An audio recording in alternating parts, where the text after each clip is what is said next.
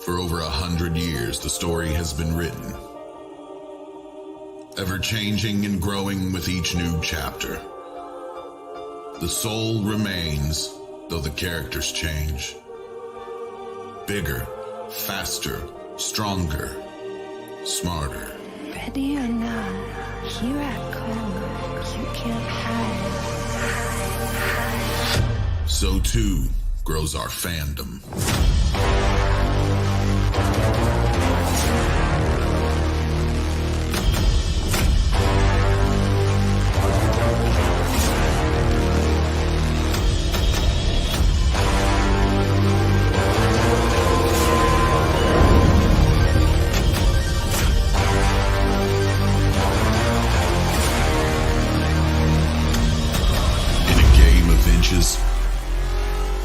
Start miles ahead.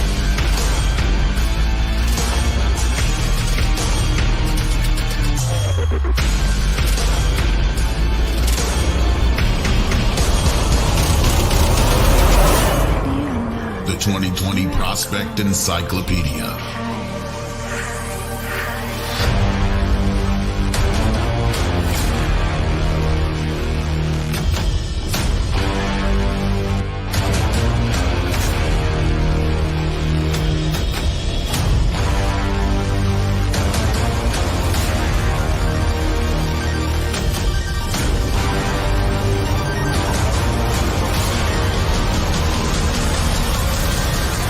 This September, available on Amazon.com, BarnesandNoble.com, and Blitzalytics.com.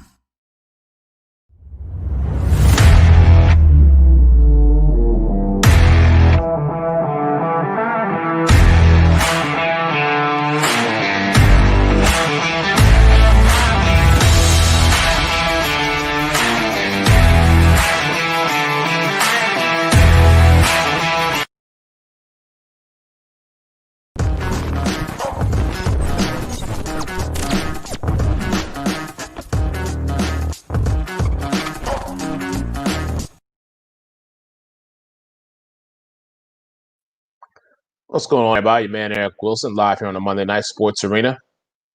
As you know, we got a lot to get to, so let me go ahead and get the crew in here. Got my man Alex Fleming joining me here this evening. Good evening, sir. How are you?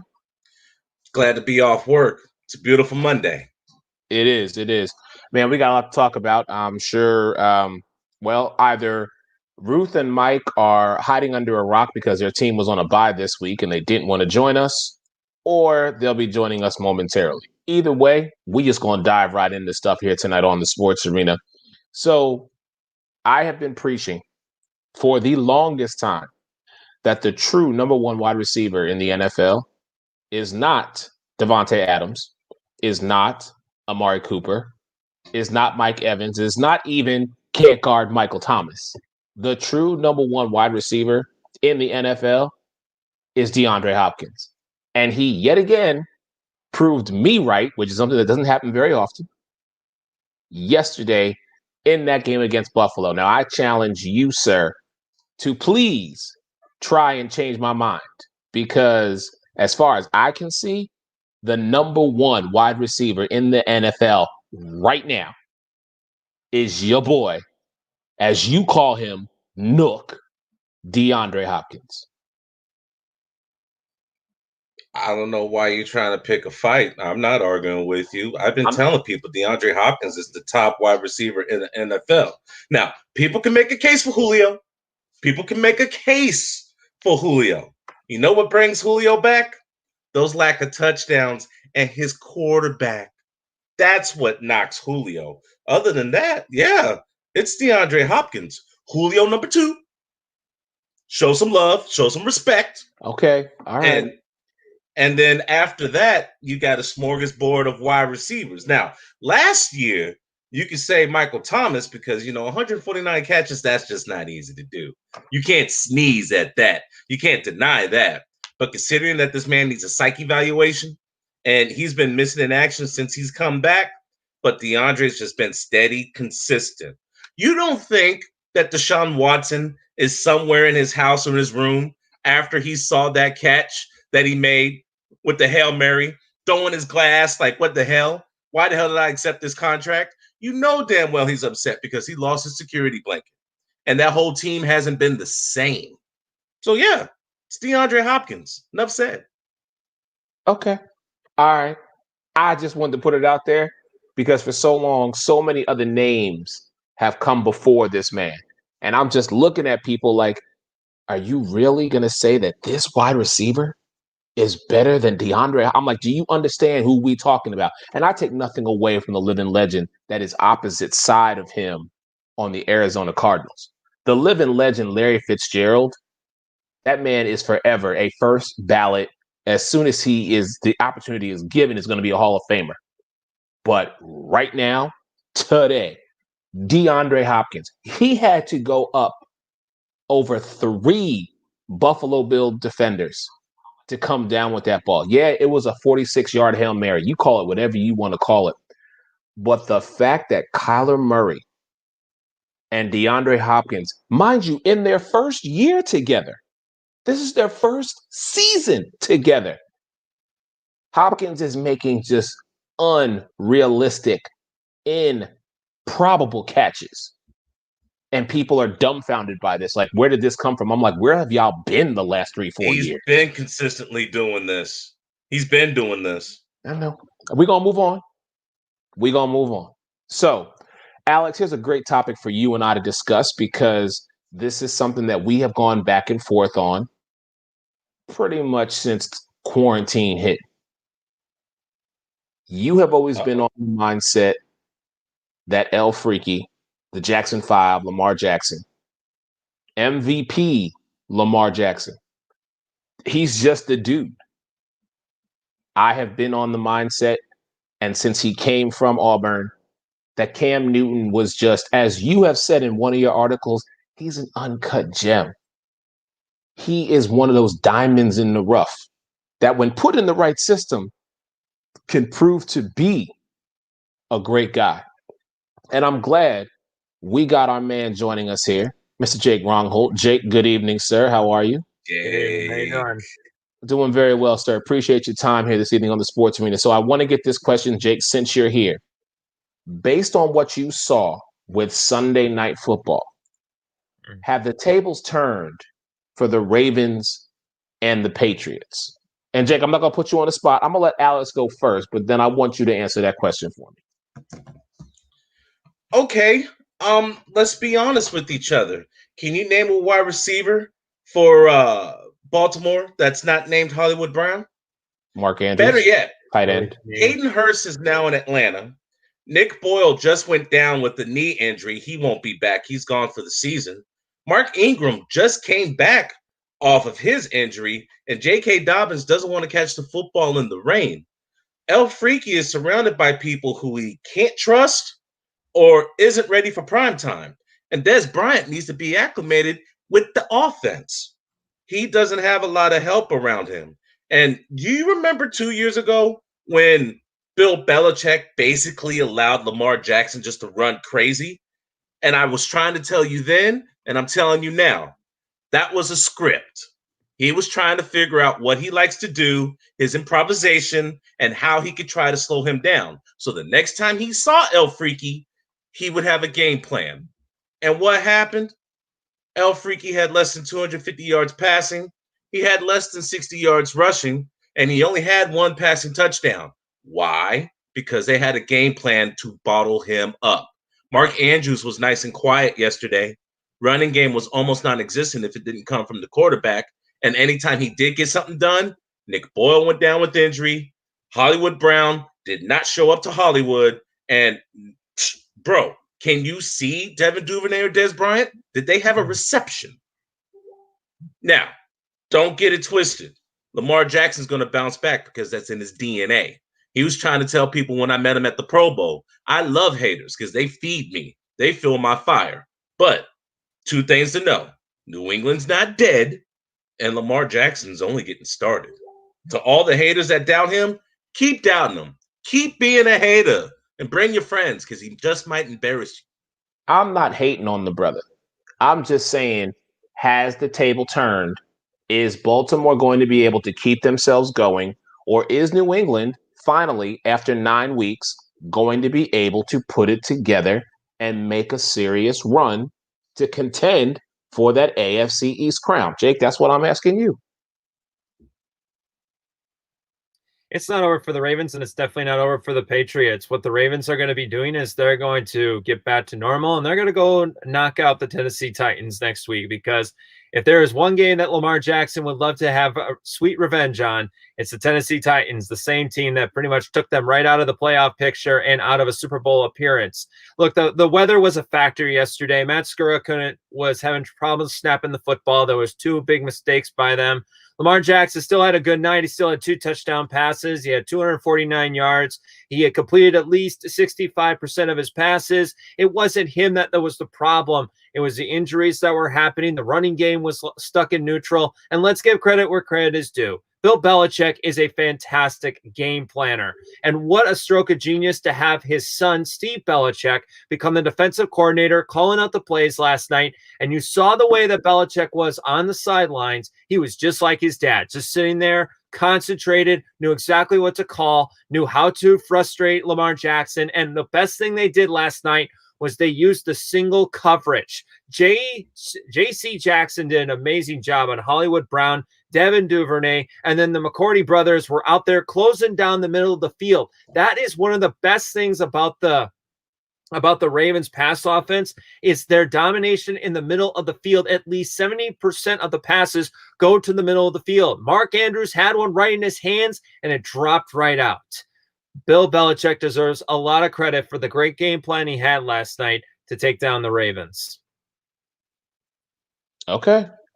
Like I said, I just wanted someone to talk to me about this because based on what I saw last night, and granted, yes, there was a lot of inclement weather, and we can look at the fact that 8 guys decided not to play this year due to what's going on in this country. So that does play a factor.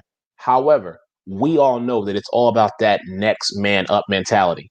And Cam just seemed to, as the game went on, he knew how to be that game manager. Whereas, Alex, to your point, Belichick was prepared for Lamar Jackson this time. Let's see if May I just say before we move on? Please. I'm sick and tired of Cam Newton having these middle school football numbers. Cam, step your damn game up.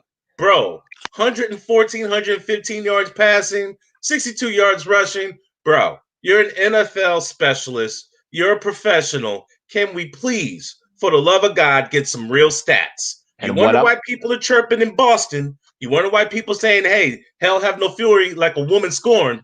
I don't care about your Medea outfit. Get some real numbers, please. All I'm going to say to that is... Alex, the Patriots won't let him do that because they love running the football with that 3rd-round pick out of the University of Alabama, Damian Harris. Damian Harris yesterday had 121 yards. And keep this in mind, Cam Newton only threw the ball less than 20 times yesterday. So, I mean, that's what's just going to happen. That's the way that Josh McDaniels wants to do it. That's the way Belichick wants to do it. Ask Tom Brady what it was like dealing with that at times when he was not able to, and the running game was actually the part of it, because that's what they needed. That game last night was not prone to passing. It was more prone to running the football, and the Patriots won outright. Here's my last point to that, Alex, and I'm not using this as an excuse because this is fact.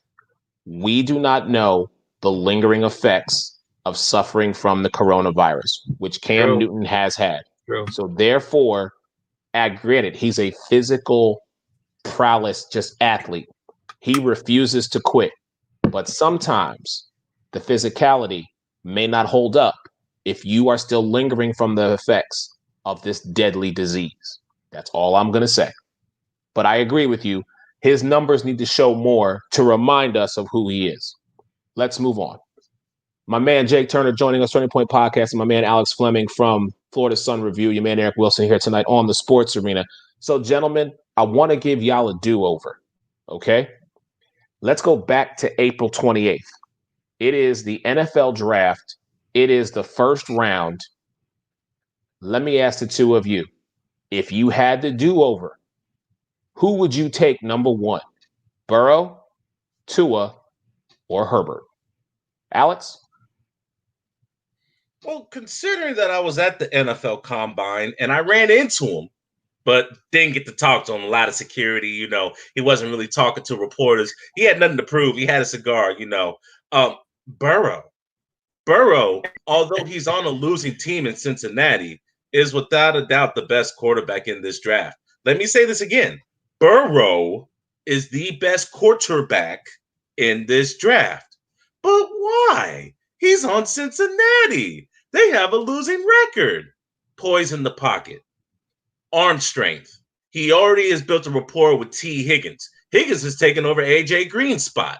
He can take a hit, keep on ticking. The offensive line is listening to him. He has built a command in Cincinnati to let you know that in the future, you're going to have to deal with this man. Oh, and by the way, he plays in one of the toughest divisions. Cleveland has a winning record. Baltimore has a winning record. And last I checked, Pittsburgh hasn't lost a game. Now, you can look at the other guys. Tua came in halfway through the season, took over for Ryan Fitzpatrick. Yeah, he's 3-0, but let's look how he got 3-0. 91 yards against the Rams. That doesn't impress me. He had a good game against Arizona. 248 yards and 2 touchdowns. So you know what? Yeah, okay, fine. But the defensive plan was excellent against Arizona. Oh, and then this last Sunday, 169 yards, touchdown or 2. Bro, that doesn't impress me. Herbert, who's actually been the most impressive, can't get a break to save his damn life. His defense can't hold a lead. And even though he has excellent footwork that he's fixed from the combine and from his days in Oregon, every now and then he tries to do a little too much. The perfect, complete rookie quarterback who's going to be here in the future and only get better is Burrow. Hey, Jake, I'll turn it over to you. There is no do-over. Every quarterback fit in the right team. But there are problems with all three teams. The Bengals, for example, do not have a very good defense, not a very solid roster, young offensive line, but they also have a coach that is barely 35 years of age. So it's going to take time for him. But Joe Burrow, just like Alex said, the best thing that he could have showed was poise, ability to take a sack, get back up and say, all right, guys, here's the next play. That shows to young receivers and tight ends that this is the guy I want to be around for the next 8 to 10 years of my career. So that really shows. With Justin Herbert, I told you this about Justin Herbert, 72% completion percentage when he was in college in his senior year. Took out the Wisconsin Badgers in the Rose Bowl, and he's just continuing where he is. He's on the wrong coaching staff. Anthony Lynn is possibly going to get fired because he's just not able to continuously coach for 4 quarters, and it's really showing. Justin Herbert can have the game of his life, but Anthony Lynn refuses to stop coaching to not lose the game, and that's a problem there. With the Dolphins, they finally have a legit defense because Brian Flores has done an incredible job. This is a team that went 5-11 last year. Everybody thought that Tua Tagovailoa was out of their reach, and because of that hip injury, he was able to drop to the Miami Dolphins and get that opportunity. They still know that that hip injury is a question mark. So they are keeping him calm. They are trying to work him in. And as he continues to get better, as he continues to have better chemistry with his wide receivers, then you'll start seeing the football being slinged out a lot more. But for a left-handed quarterback with a hip injury and a history of that, you got to give the kid time. And Brian Flores and Chris Grier have done a terrific job building up this Dolphins team around Tua and saying, look, you're not the one that's going to win the game for us. That defense is going to win for us. Okay. Fair enough. Gentlemen, we're going to take a real quick break. When we come back, I'm going to ask both of you to do something that I know is going to be very difficult for you. I'm going to need you guys to kind of be part of my support group. I'll explain when the Sports Arena returns. Back in a moment.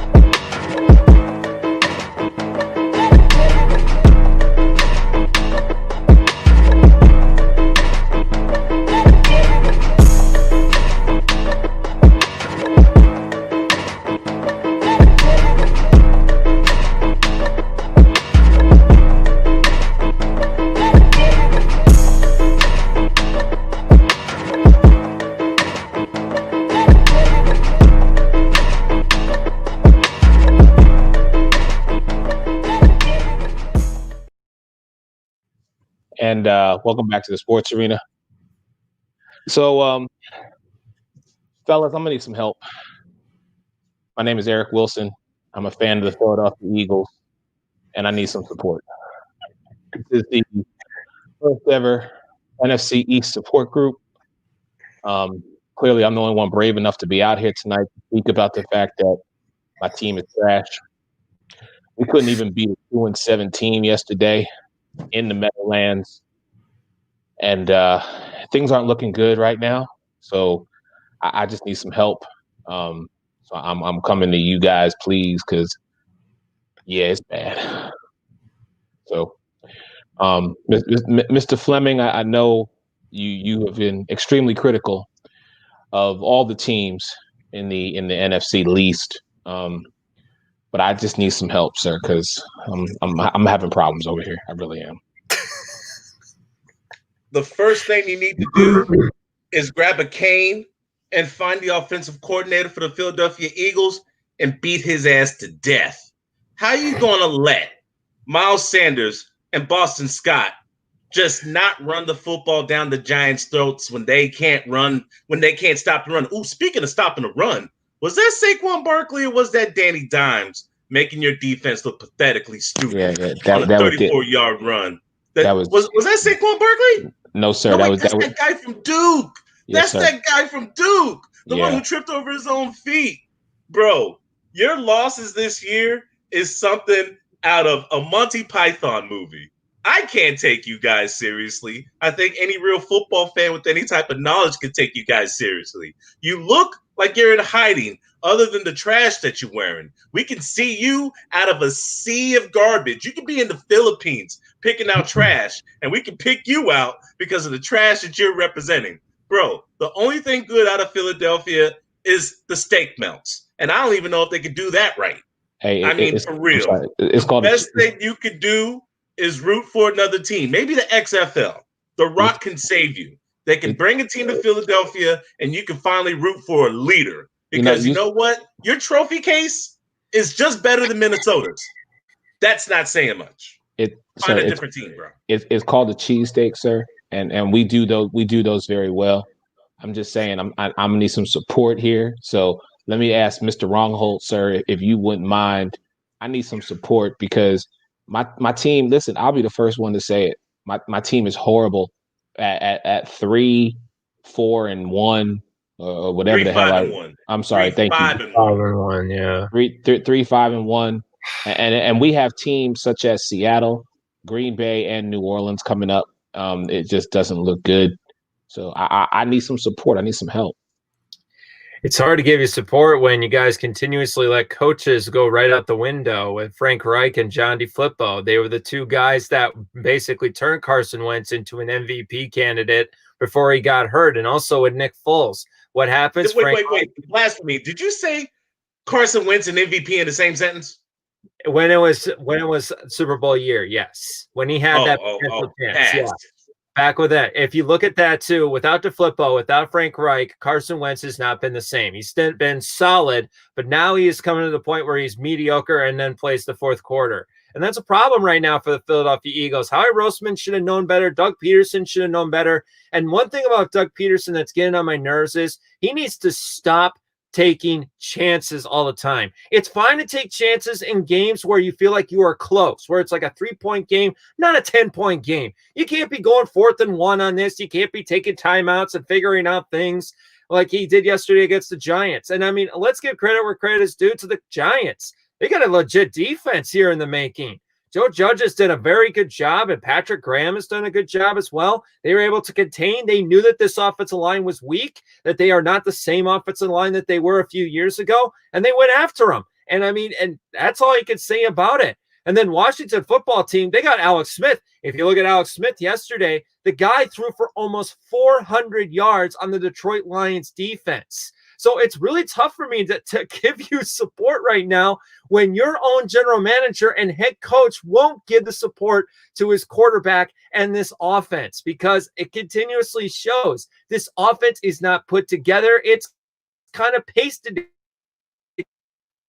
Why in the world would you give the shot another shot? He hasn't been able to stay healthy. Zach Ertz is looking for a contract, so he's not playing up to his level. Dallas Goedert can't stay healthy, and not to mention that offensive line. Jason Peters stealing $8.5 million from the Philadelphia Eagles this year is the biggest bank robbery of 2020 because he has done nothing. He looks like a complete shell of himself, and it's the same with Lane Johnson. So unfortunately, I can't give you any support because your team won't give the support to the people that need it. Hey, Jake, tag me back in. Philadelphia hasn't done anything right since November 3rd. And that's the honest to God truth. Yeah. Deshaun Jackson's been stealing money. I done told you that a couple of times. Guy can't stay on the field, won't get on the field. Second he gets on the field, oh, I'm hurt. That's another 4 or 5 weeks. Y'all need to get him for bankruptcy. Hell, bro, Alshon Jeffrey made his debut in week 10. We're in week 10, and he makes his debut. And what did he do? What did he do, George? What did he do? Not a damn thing. I mean, your whole offense is trash. Your defense is trash. Why'd you get Darius Slay? Because, I mean, he ain't tackling nobody. You let Wayne Gallman, a guy who's been on my waiver wire since the beginning of the season, have 2 touchdowns on you. It's one thing when Danny Dimes make you look stupid. It's another when you got some waiver wire reject that makes your defense look pathetic. I mean, for real, you have to pay me to pick up a Philadelphia Eagle in fantasy. That's how atrocious your team is. To hell with peer support. Jump off the bridge, bro. Now. I want to thank you, gentlemen, for your support. I really appreciate it. I'm going to step away here for a minute and come back, and hopefully we can finish this show on a little better note. But more with the Sports Arena. Do this, man. This ends the support group of the NFC East. Back in a moment.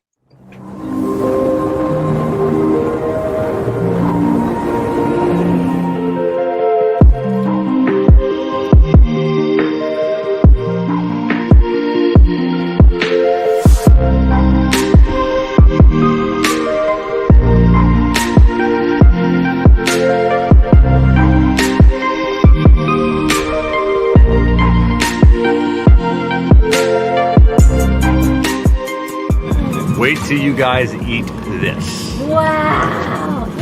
Give me some of that. That's what I'm talking about.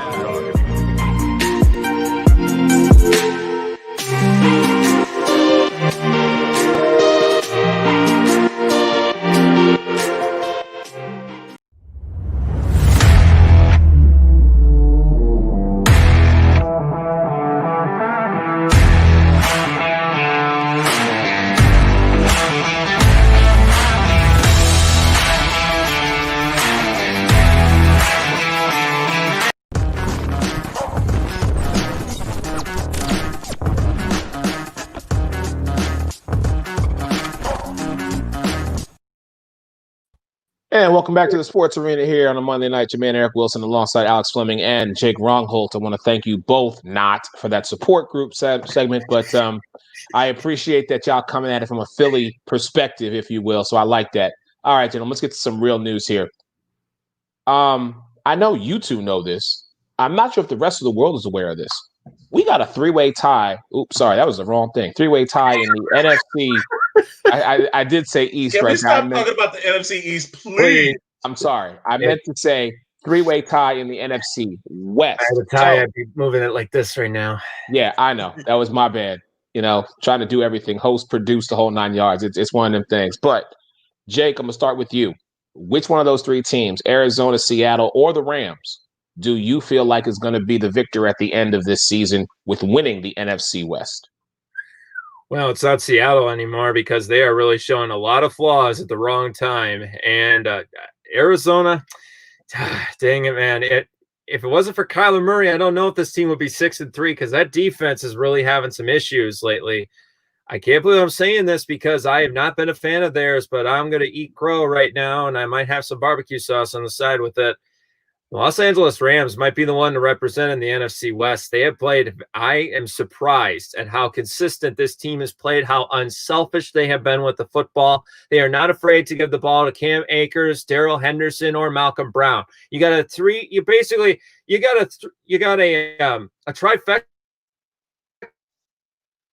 of running backs that are proving to themselves look, we're not like the best team, but we are the most consistent team. And they are doing a really good job with that. They're getting the ball around over to Van Jefferson, over to, Reynolds, to Robert Woods and Cooper Kupp. And the one thing I really just love, like I said before, is I love the way this defense is actually done with Brandon Staley. I can't believe it. I never heard of this Brandon Staley guy, but it kind of just shows that you don't have to go for the Wade Phillips. You don't have to go for the Chuck Paganos. You don't have to go for the Rod Marinellis. You go get a kid. You go get somebody that's been looking for an opportunity. And Brandon Staley has really stepped up to the stage and has refused to get off right now.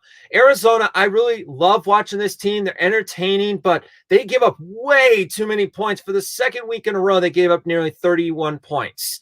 And with the Rams, look what they did to the Seattle Seahawks last week, 13 points. And if they could continuously do that, it'll help. Seattle right now is basically with a flat tire. They are watching basically the jack that they had at the car roll down this hill right now, and they don't know what to do with it. Outside of DK Metcalf and Russell Wilson, they don't have anything going for them. Offensive line is completely all over the place. The running back, when was the last time they had a 1,000-yard rusher? And not to mention, Ken Norton has done an abysmal job rebuilding this defense. Even though Jamal Adams and Carlos Dunlap, and you still got KJ Wright and Bobby Wagner, they can't stop a cold. It's crazy to me. I don't understand what is going on with this team. Wait, I do. They're no longer the Legion of Boom. So right now, like I said, I'm going to have my crow right now. I'm going to say a prayer. And I'm going to say the Los Angeles Rams. Wow. Alex, who you got in the NFC West? I remember back in the day when we were talking about the NFC West and people scoffed at me when I said that Arizona was a playoff team. How do you like me now? DeAndre Hopkins, Christian Kirk, Kenyon Drake, Chase Edmonds. Oh, and by the way, Kyler Murray, the 5'9" guy that has a Hail Mary already on his resume. How do you not talk about Larry Fitzgerald? How do you not talk about Larry Fitzgerald? You mentioned all them names. Larry Fitzgerald is a blocking wide receiver because he hasn't got a touchdown yet. Until Larry Fitzgerald gets a touchdown, I'm not going to mention Larry Fitzgerald. Andy Isabella has a touchdown. Christian Kirk has quite a few touchdowns. There's a couple of wide receivers on Arizona that has a touchdown. You know who doesn't have a touchdown? Larry Fitzgerald. That's why I didn't mention Larry Fitzgerald. As I was saying, the Arizona Cardinals are a dark horse, but they're not going to win the division because that's still Russell Wilson's division. I agree with what Jake said. Offensive line is atrocious. Don't get me started on the defense. They haven't had a 1,000-yard rusher since Chris Carson about 2 years ago. All right. But I love what DJ Dallas has to offer. Him and Tyler Lockett speak without speaking. And if it wasn't for Jalen Ramsey, DK Metcalf would be a beast. Guys, every now and then you run into somebody who just shuts you down. What did the Rams pay Jalen Ramsey to be? Oh, that's right. A shutdown corner. Add to the fact that Aaron Donald loves playing against Russell Wilson because he eats up on that line like it's Velveeta shells and cheese. If you take away the Rams from the Seattle Seahawks, Seattle is the better team out of everyone in this division. They've already clowned San Francisco. They lost a heartbreaker in overtime to Arizona. Oh, and I guarantee you the second time they face the Rams, you're going to get a different result. They're beating each other up in the NFC West. Don't worry about Arizona. They're still my dark horse. They're probably going to be a 6 seed, which means they're more than likely going to face somebody from the NFC North. I don't think anybody from the North wants that jazz. And as far as Seattle is concerned, they are still in the running for the number 1 seed. All they have to do is hope and pray that the New Orleans Saints lose one more game or Green Bay loses to somebody in the division. With that being said, Seattle's still the class of this division and has been the class of this division for quite some time. Because even when the Rams were winning the division and the San Francisco 49ers are winning the division, even though they're not doing that this year, who was still there? The Seahawks. You got Wilson, you got a chance. Aw, thanks, Alex. That's good for my heart, man. Thank you. Talking about my cousin like that, man. I like that. I like what you did there. You ran Man. into that one, Alex. You ran right into that one. Brick wall and all. So, Mr. Fleming, I'm going to take a page and I'm going to give you, as we do on the carousel every Thursday night, I'm going to give you the entire screen and 2 minutes to talk about why Nick Chubb doesn't care about your fantasy football team, sir. So I'm going to give you the time, which starts right now. Do you really think Nick Chubb gives a damn about your fantasy team? Think again. Let's go back a year or two when Todd Gurley was at his peak, and everybody was upset with him because he didn't score a fourth touchdown. Well, guess what, bozo? He doesn't care about your fantasy squad. He cares about W's. Plus, he's in a market where Kareem Hunt can't get any love. Nick Chubb can't get any love.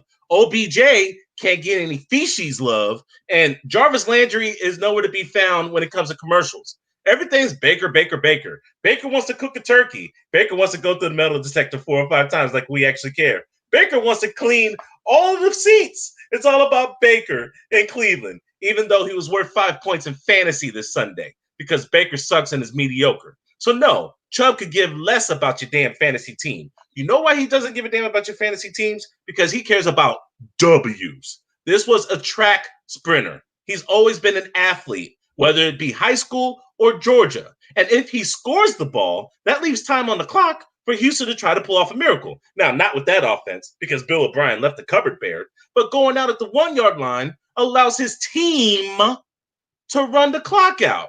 Mention the word I said, team. It takes a team to get things accomplished. It takes a team to move forward. It takes a team to win and advance in the AFC North, because one man shows will have you looking like Johnny Manziel in insurance commercials. That's why Nick Chubb doesn't give a damn about your fantasy squad. If you're not happy with 126 yards and 1 touchdown, go jump off a bridge. Okay. So we're going to move on here on the Sports Arena. Your man Eric Wilson alongside Alex Fleming, Jacksonville Jaguars writer and contributor, Florida Sun Review, Fantasy and Flavors, and my man Jake Turner, Turning Point Podcast on both sides of the story. So I want to switch to the NBA real quick here, gentlemen, because speaking of Houston that you brought up, Alex, it seems as though with some NBA news, both Russell Westbrook and James Harden could be leaving the Houston Rockets. We saw today that the two teams that are vying for James Harden, the Brooklyn Nets and the Philadelphia 76ers. Russell Westbrook, I'm sure, would love to be out there in sunny California playing with Kawhi or LeBron, or hell, he might even find his way to Oracle. But I digress. What does this mean for the Houston Rockets team if both of these perennial all-stars both jump ship? Jake? It means they are rebuilding. I don't know in what way they're rebuilding. Maybe they called up the Houston Texans and say, hey, how can we screw this up just like you did with DeAndre Hopkins? Oh, perfect. We can get rid of James Harden and Russell Westbrook. Perfect. That'll make Steven Silas's day even better. Let's remind ourselves who brought in Russell Westbrook and James Harden. Now he's gone in Philadelphia. That's Daryl Morey. Without Daryl Morey, why would you want to stay there? You would be calling up your agent every 5 minutes and saying, have the Nets made a trade yet? Have the Nets made a trade yet? Have the Nets made a trade yet? Hey, Russell Westbrook, you want to call up Chicago? Call up the New York Knicks? Call up the Detroit Pistons? Hell with it. Call up the Brooklyn Nets and say, hey, if Harden's going to go to the Nets, I'll go there too. Because I actually want to be with a team that wants to win, that has a guy like Kevin Durant and Kyrie Irving. And my head coach is Steve Nash. Well, how about that? That could be interesting as well. This is just classic Houston sports all over again. Wrap it in a big paper bag and throw it in the trash. Because my goodness, if you seriously think that getting rid of James Harden and Russell Westbrook is a good move, well, I would say go back to your 1995 NBA Finals game film, and that'll be the last time that you see the Rockets hold the Larry O'Brien for quite some time. Because if James Harden does go to the Nets, that is going to be a disaster for Houston. And if Russell Westbrook decides to go along for the ride, that's going to be a disaster for the Eastern Conference, because now the Nets are going to be the toughest team to beat in there. The Bucks are going to have a chance. The Celtics are going to be scratching their heads figuring out how to stop them on this. So if the Rockets make this move, I pity you, Houston fans. You got to deal with another rebuild in the making, and this time it's in the NBA. Alex, you and I have had the privilege of seeing teams such as Brooklyn and Houston, Los Angeles Lakers and Clippers we've been privy to those teams. If Houston basically breaks up the band, what's going to happen? I feel sorry for Paul Silas's son because he didn't sign up for a broken team. Russell Westbrook and James Harden can't get along with each other, even though now James Harden's the number one and Brody had to be the number two. This actually hurts my heart because if you keep Clint Capella, you could actually compete with the Los Angeles Lakers. But no, you ship him off to play small ball, and then you get gentlemen swept. Sorry, past tense. There's too many haters online right now. There's only two teams that James Harden's even looking at, and they're both in the Eastern Conference. Why does he want to get out of the Western Conference? Oh, yeah, that's right. The reemergence of the Golden State Warriors. The Lakers aren't going anywhere, and the real team in Texas has a baby goat in the name of Luka. Come on, say it. Say it. There you go. Luka Doncic. I don't want to play that man 4 times a season. I don't want my limelight being stolen from Luka 4 times a season. And Luka lit up my whole damn defense. And you know James Harden doesn't want to play defense on purpose. Get the hell out of the Western Conference. Where can I go to where my talents can be exploited and I can use them and I don't have to play primary defense? Philly or the Nets? The Nets with Spencer Dinwiddie and with Kyrie Irving and with Kevin Durant and with all of these cats who had to play because they had a bench squad that was a starting squad. Hey, look, real talk. Brooklyn actually is a legit squad. If it wasn't for all this COVID and stuff, they probably would have been the number 6 seed. Hell, they were jostling with the Orlando Magic for the 7th and 8th seed. So you add Kevin Durant, Kyrie Irving, and James Harden into a team that already averaged 98 points a game? This is simple. Okay. All right. Just, I got to ask the questions, brother. Last question here on the Sports Arena, gentlemen. I'm going to kick one to both of you and give each of you 90 seconds to basically give me your answer. And it's very simply this. We saw that Drew Brees, quarterback, Hall of Famer, New Orleans Saints, is going to be out 2 to 3 weeks with those multiple rib injuries. So the question that begs to be asked, Jameis Winston or Taysom Hill? Who are you taking while Brees is out to be the starter? Alex, I'm going to go to you first. Oh, this is easy. Okay. The 17 pass attempts for his whole entire career, switch Army knife, tight end, running back, special teamer, or the guy who threw for 5,109 yards, 33 touchdowns, and 30 interceptions, 19,377 yards in his 5 years at Tampa Bay, which is a franchise complete hold, by the way. Maybe I'm picking a guy that had LASIK surgery.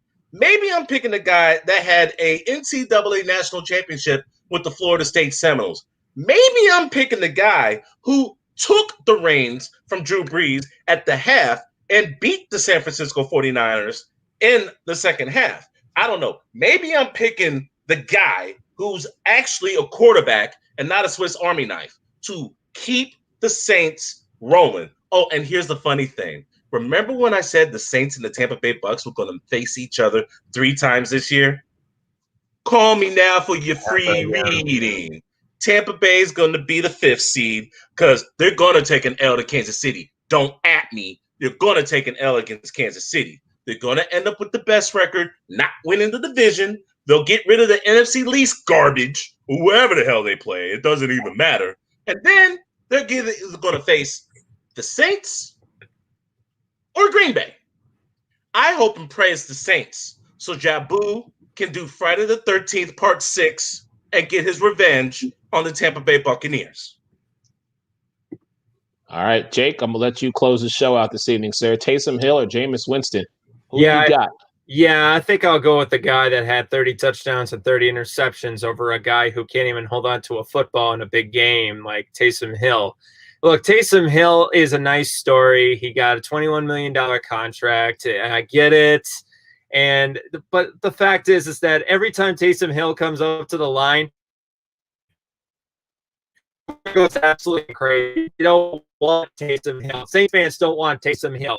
They want a guy that's actually been a pro-ready quarterback that has actually played quarterback for longer than 5 minutes. And Jameis Winston has proven, even though he is about as erratic as it gets, keep in mind, he does have the great Sean Payton around him, and he is an offensive guru. If there's one guy that can keep Jameis Winston under control, it is Sean Payton. The only thing I got to say about Jameis Winston is you got to get rid of that football. You're not in Tampa Bay anymore.